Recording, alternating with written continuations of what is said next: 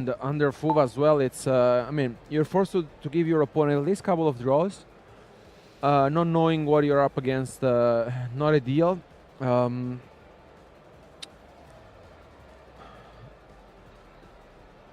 Not sure. With DOOMZ, honestly, you just need one card to combo off. So either way, it's just a matter of having one starter. But yeah, I mean, we talked about how branded it's consistent, and in general, I feel like, of course, Fuvalos is, you know, something to keep in mind for sure. But depends here how Lorenzo wants to play this one out. Yeah, we see the one of Springen kit.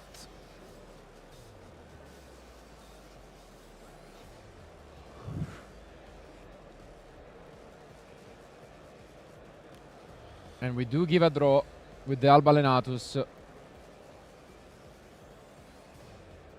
Okay. Oh, but that's a good way to play around. Yeah. Fuva. Nadir Servant.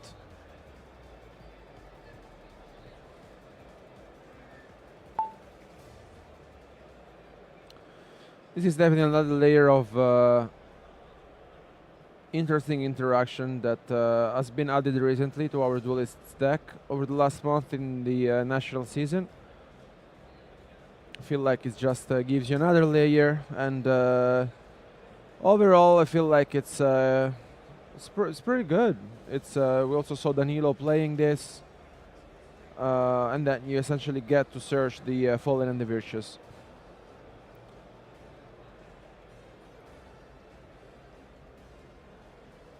Yeah, nice inclusion. Now we get to draw a card with the Retribution, most likely. Could be an option, or in this case, yeah, protection effect with the opening. Not a lot that we are looking for at the moment, honestly. We already are setting up decently. But the real question is, does he know what he's up against? Will he be, be taken completely off guard by DOOMZ?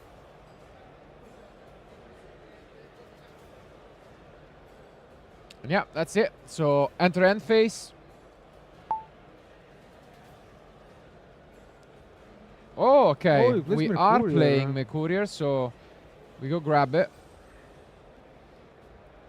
Yeah, it's something that recently has fallen off in popularity. Most of our duelists are not playing it anymore, which yeah, I think is fair. I mean, yeah, it's always a bit of a debate, or whether you can improve your ceiling, or you just have another bit of a bricky card. And for many, it seems like that is the case, but Lorenzo still using the Little Bird. And now is where things get interesting. We're gonna see some DOOMZ for the first time on stream. Let's see what Giuseppe has in store. not gonna be easy with such a feel from Lorenzo. But here starts things off with the 5, is it? Yeah. You essentially have 2 starters in the deck. One is the 5, one is the 7. That gets you search and look for DOOMZ names from your deck, and this is fine for Lorenzo, and is going to search for the Juprito. Yeah.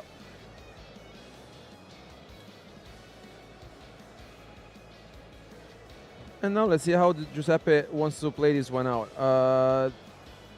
Feel like DOOMZ is the most difficult deck in the entire format. One of the main reasons why it's not also much represented. It's very difficult to play. You have a lot of lines, and here right away Lorenzo may be familiar with the deck. But this gives a search. Yeah. Because when that card is put onto the extra deck face up, it allows you to search for a DOOMZ or Power Patron Spell and Trap. He's gonna search most likely the terminus if he doesn't have it. Depends on his hand. Can either be the raiders on the terminus.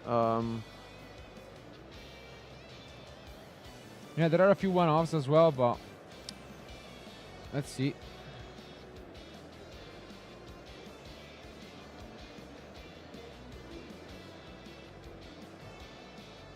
Yeah, Giuseppe is debating. Close one.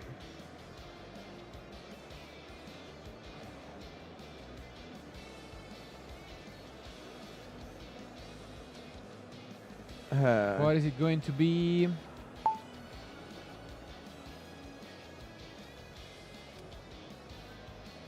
trying to understand what he could force out from his opponent's hand. In the end, it's the Raiders' continuous spell.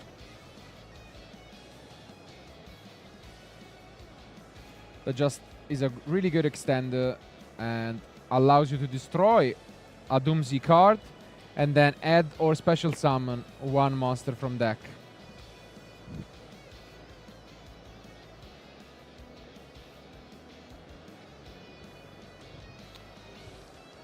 Yeah, I think it's Giuseppe's just trying to explain his opponent how that works. Yeah, I mean, and all the DOOMZ card, when sent to the graveyard, they do something as well. There's the equipped spell, which is very strong.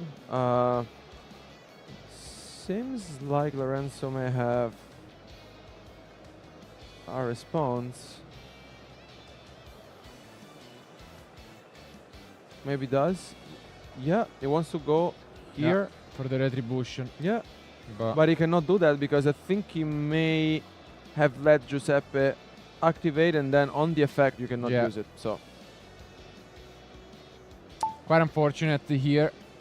Big difference between card being activated and the effect being used when it's a continuous spell.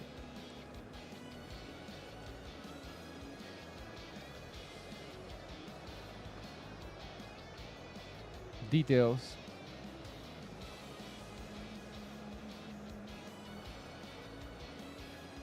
All right, so we do see the DOOMZ 7.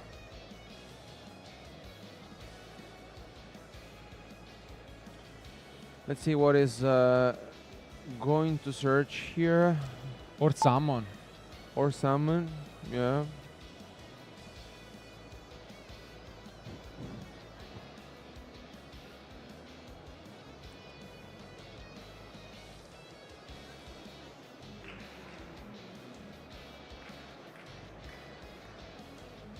Okay, just another copy. This allows you to set a spell and trap, and yeah, we are gonna do just that. Couldn't see it at all. Think it was Adrasteia. Yeah.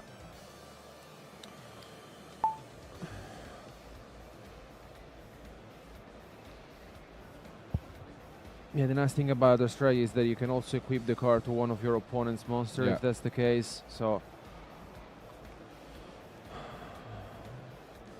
tough spot because there's the Rinbram in graveyard.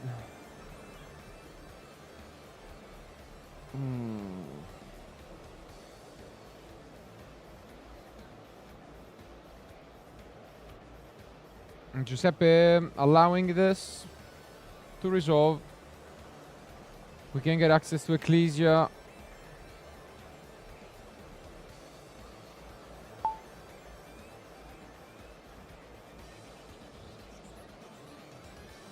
Yeah.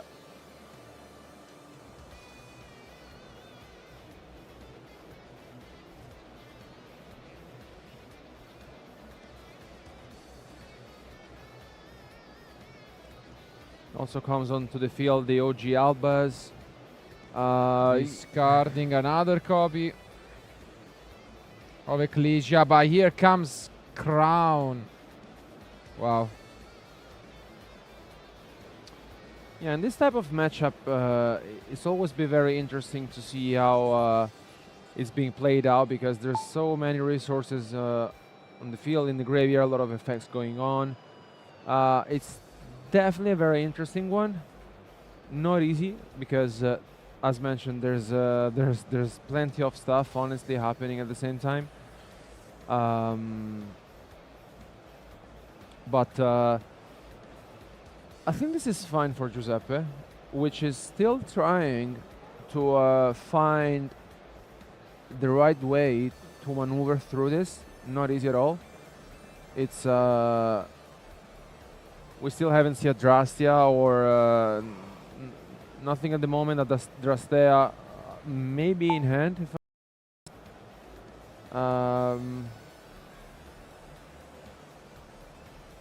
Face down?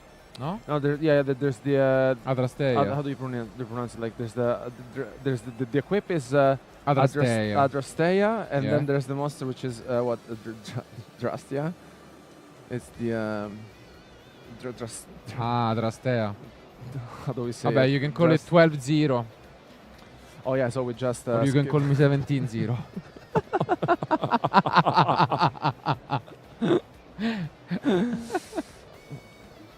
What's this A? It's already us vabbè. pronouncing it wrong. Yeah, yeah. Adrastea. I don't know. Whatever.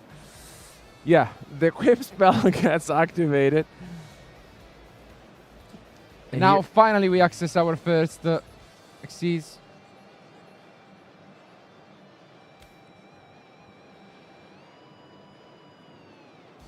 and here it discards the Mercurier.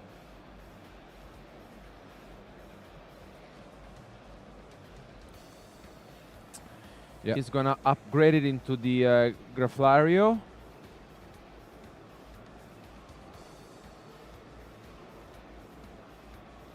Or is it the Drasters? Cannot tell.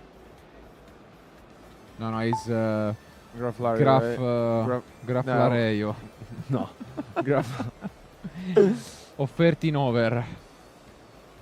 I don't like it for, I don't know, like for the other names I like, I don't know, 5, numbers, 7 and stuff. And then you switch. And then I switched. Yeah, I don't know. I like numbers better. Okay, Yeah, here we- is gonna destroy. Knew about the retribution. Now it's gone. And we grab ourselves one of the 3 copies of DOOMZ Change. Oh, finally comes the Drastea. Drastea, which is gonna destroy the XYZ and gets summoned onto the field. And also here you get another equip spell, the Doom Dark, and also gets to summon a Jupredo. So slowly we're, Yeah, we're getting there. seeing, we're getting there. Giuseppe is maneuvering through this. It's a very complicated deck, as mentioned. It takes time, not only to combo through, but also understanding how to play through your opponent's interactions. But here there's also the DOOMZ Change in hand. And this is the turning point of the deck, because essentially once you get to it and you activate it, you can then potentially use the Drastia. But here it decides to upgrade it and go right away for XYZ summon in the form of Drastius.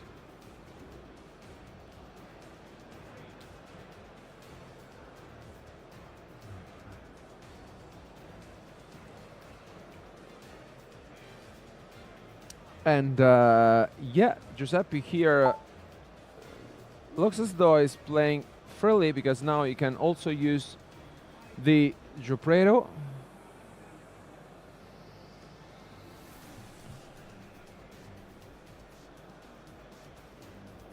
To upgrade it, and this is something very, very nice. Actually, he also plays the shifter under the Jupiter, which is the sort of boss monster of the deck, which can also be summoned this way, that we've just seen. And here is going to use his effect. Once per turn, you can detach a material to special summon one DOOMZ from your graveyard.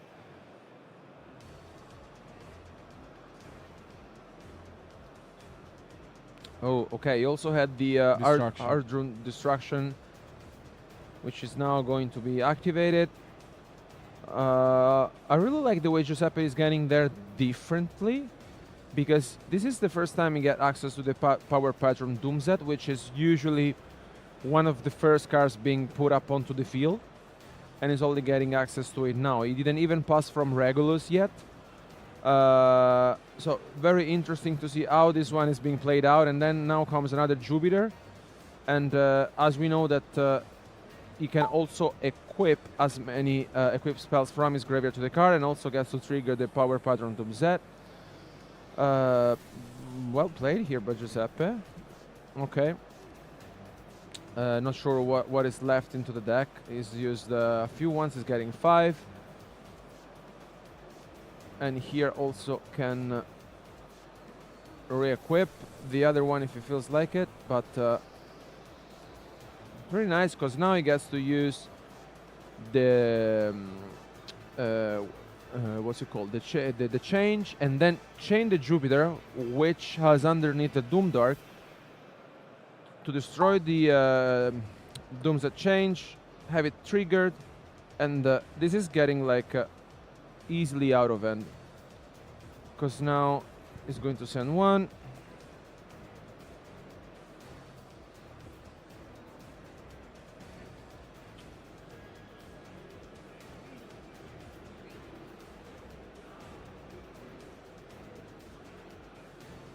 And yeah, finally we are moving in, pushing some damage. Yeah. Yeah, and here it says that essentially he can also attack directly. And it gains 3000, no? Because of... Yeah. Yeah, Because when he it has has an a material. material. Yes. So that's I think enough. that's it. Yeah. Yeah, I mean, still game 1, but well played by Giuseppe. Not only does he manage to break the field from Lorenzo, but wins in just 1 turn. Wow.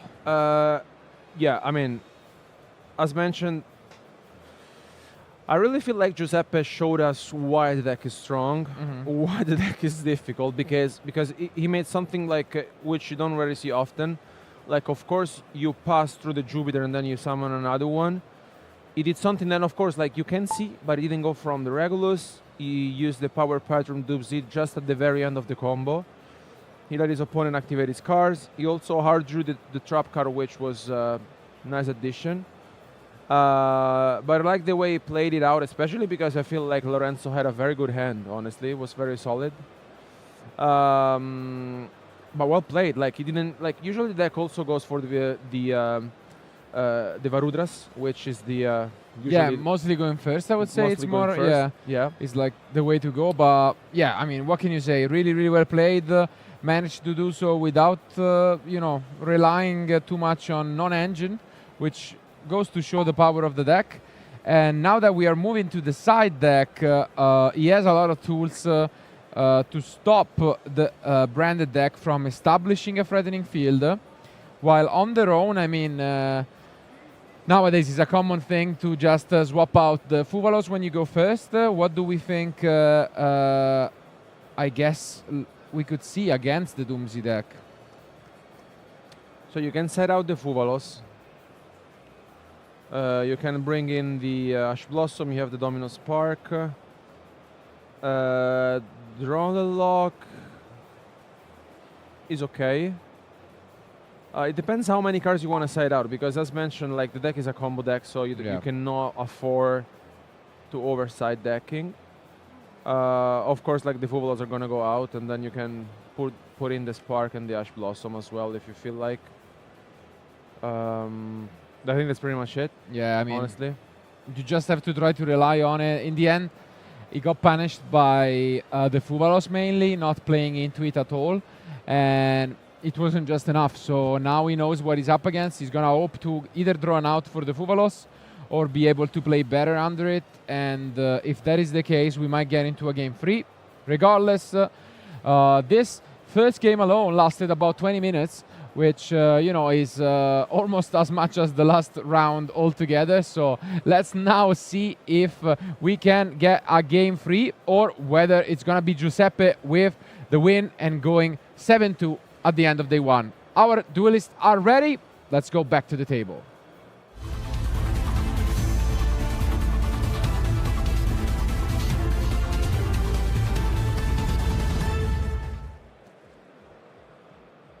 Again, this normal summon Alube.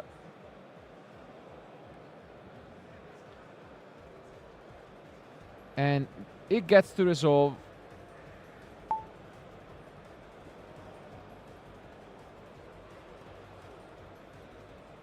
Now. High Spirit was negated by Ash Blossom last time. This time it won't.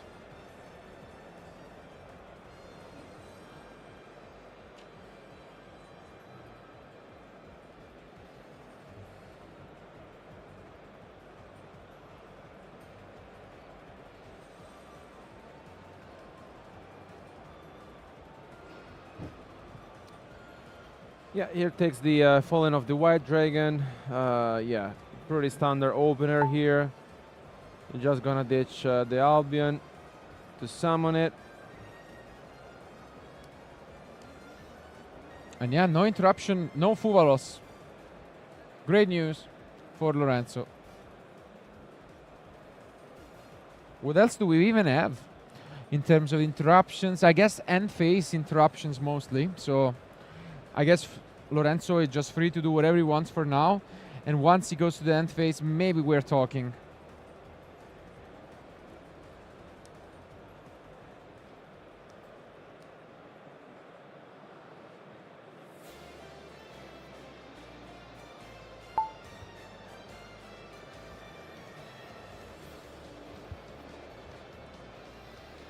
Yeah, not surprising. And we do have an interruption from the side deck that I can see. The oldest entrap in the game, Didi Crow. I'm a fan of it. I remember in France a lot of players were side decking it, also in Kultun. Against Branded specifically. I feel like the card is very good. It's just gives you another layer of interruption. And shuts down your opponent's strategy, because it's something that honestly you don't really think about it. It's just, you know, it's there, can happen. Yeah, it's good. I think it's good. A bit strange because on the one hand, as you can see here, we are more used to entraps that stop the opponent from play. In this case, it's quite different. You basically let them play, and then at the end of everything, you just take away an interruption.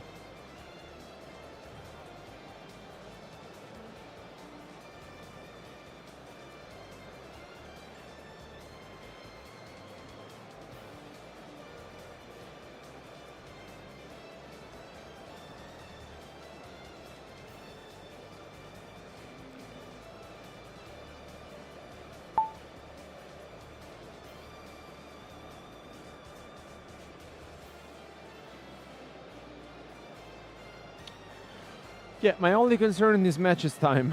Honestly, it's this specific matchup takes time. You know, just because on one hand there's Branded, which has a lot of effects, and on the other hand there's DOOMZ, which has even more. And as we're witnessing here, there's something that Didi Crow could also be, you know, a punishment, because it's something that, you know, you don't really think of. So especially with this opener, because look at this. This is definitely not most ideal. But now we get back the Ecclesia, and we are not using Didi Crow.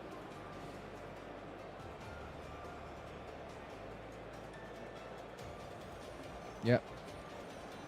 Lot of threats, and finally comes Didi Crow. Oh, but the Mercurier was there. Wow. Bit of a shame, honestly. Yeah, that changes everything. Yeah, that changes all, to be fair, because with this opener, I don't really think that there's much Giuseppe can do. Yeah, it's This is just a huge issue because yeah. I think it also stops pendulum, no? Because it. Oh. I think it's like anti-spell. You cannot use pendulums. Yeah? Yeah, basically it's just like you cannot use pendulum monsters, at least as scales. So it's really, really good against DOOMZ. To just stop the power patron part of the deck.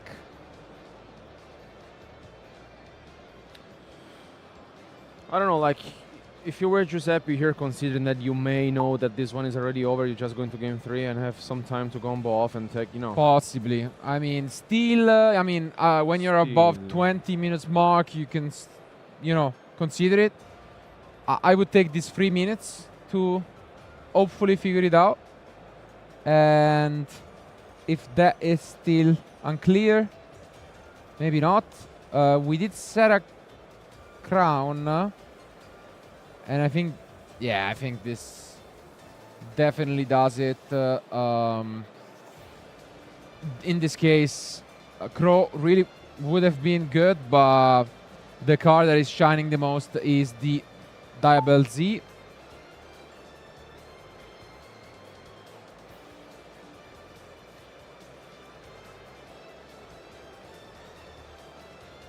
Gonna bring it up on screen for you guys. And this is the start of the show by far, because opening quick spells, it means that you can't activate them. Same thing for pendulum monsters, and so it's really, really, really good. And yeah, I mean, look at the sheer advantage. I do agree now that Giuseppe should just call it and pick up his cards for game 3. Yeah, because the thing is that by the time you go to game 3, you side out, and then you side in, and then you just start the game maybe with around 19, 18 minutes. If we get a similar game to game 1, for sure.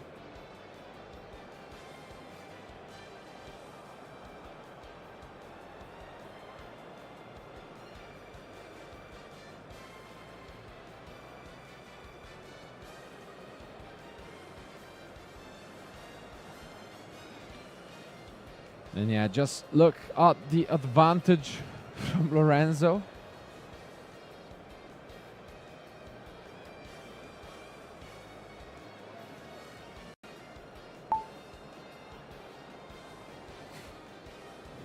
Speaking of Lorenzo, we won't see our own Lorenzo for the day. It was a pleasure to have him stick around, but the last interview will be on Eleonora.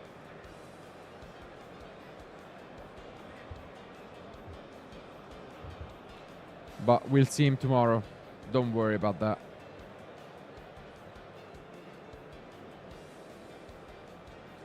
And yeah, as expected, there was a second crown.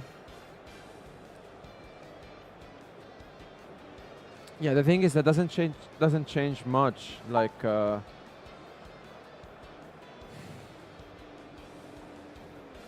don't know. I feel like, especially from a player like Giuseppe, you know, we're experienced player, which of course like is trying to hang in there, you know, and figure out whether he can survive.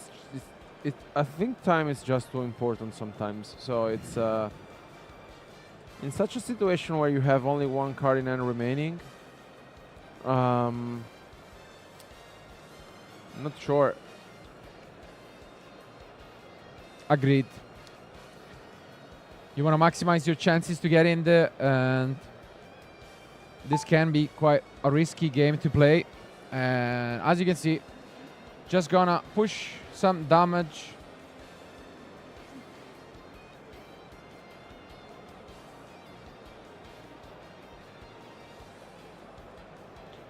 Barely hang in there.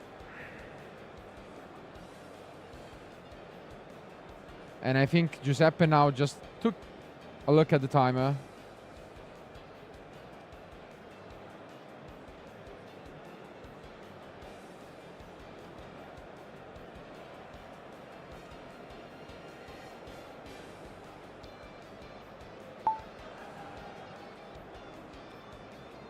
Yeah, because now think- here in the end phase is going to search another The Fallen of the Virtues. Sure. Yeah.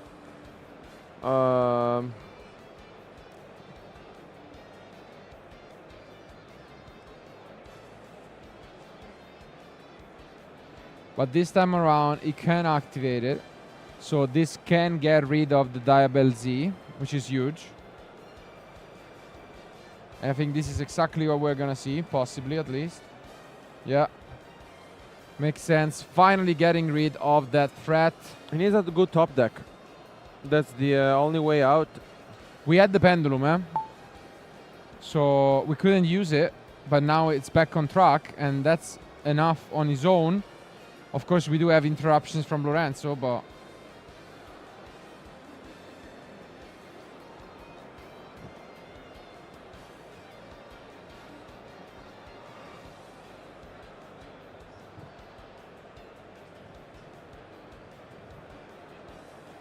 let's see, what do we get?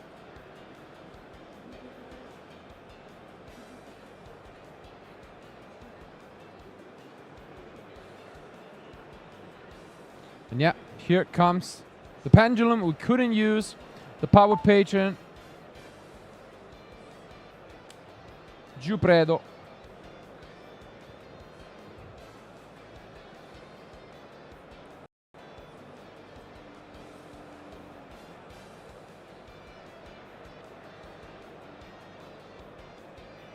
Yeah, I think here you just use it efficient summon. Yeah. Get rid of it. Still, we can add.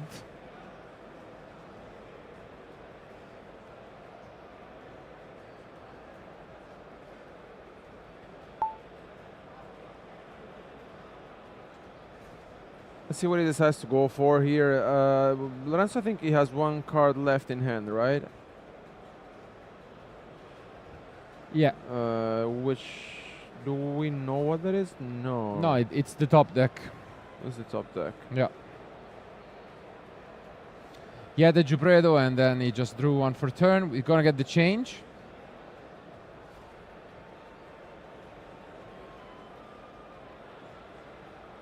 And activate it right away. So that is gonna destroy a DOOMZ in deck.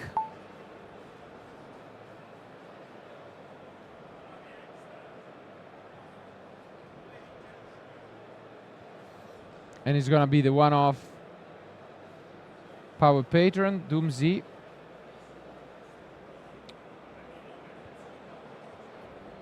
Gets to destroy, searches 7. Yeah, normal.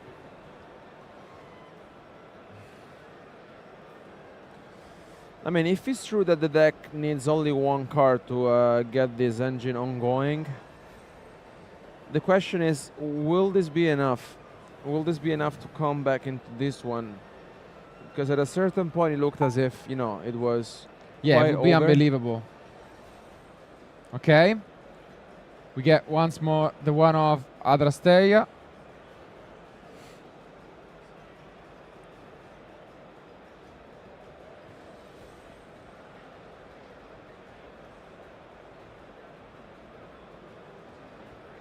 Yeah. He uses Adrasteia and then uses his effect.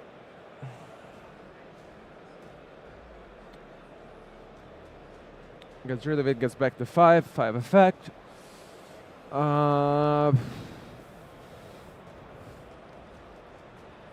Let's see. We don't know last card in Lorenzo's last set card on his side of the field.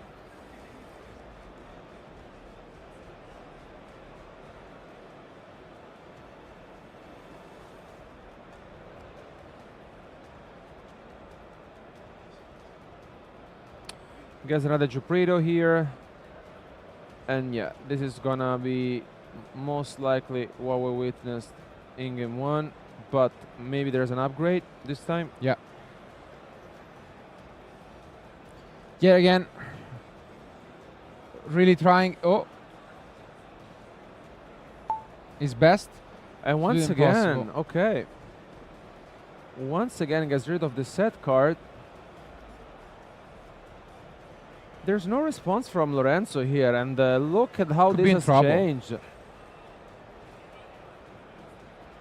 It really looked as if there was no hope whatsoever for Giuseppe, but With that falling off the Virtues, honestly, Yeah. just changed the game entirely, because we saw the Forbidden Crown, but we were not aware of the Fallen and the Virtues, which got rid of the Diablo Z.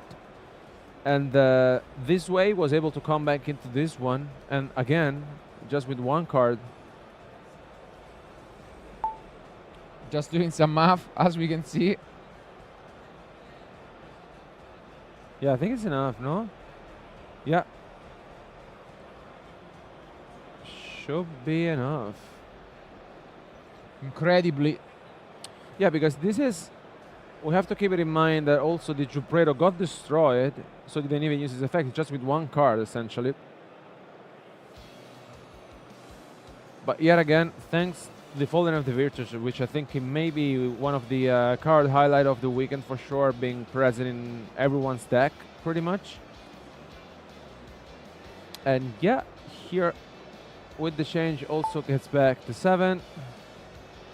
Then being Giuseppe onto the field, he can also use its effect, but there's the Grongrunyol.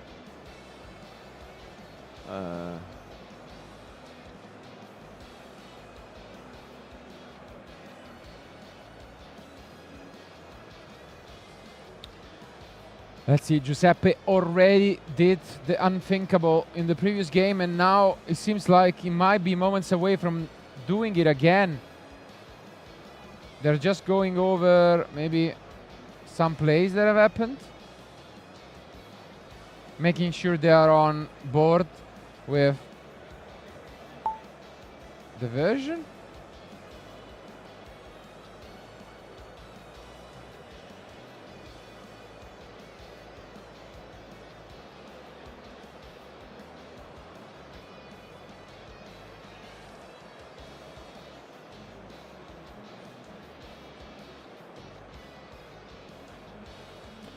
I think here is just a matter of understanding whether after the 7 gets summoned, if priority had been passed,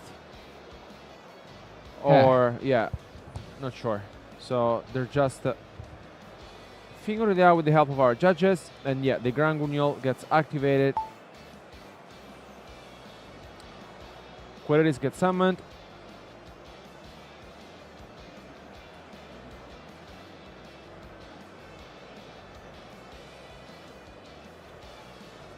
And there's a Drastia. Drastia here is huge, which may be the top deck of Giuseppe. Because he gets also the Doomdark.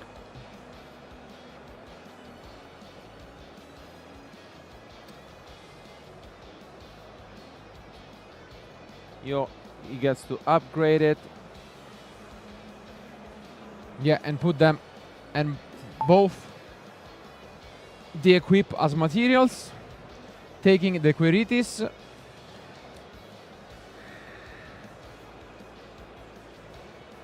Ah. 11 minutes remain.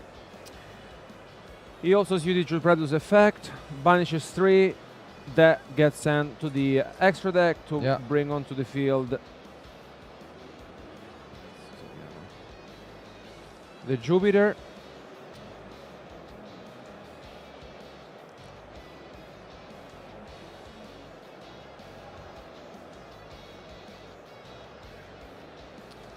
Which is then going to use its effect to bring back another. Revive.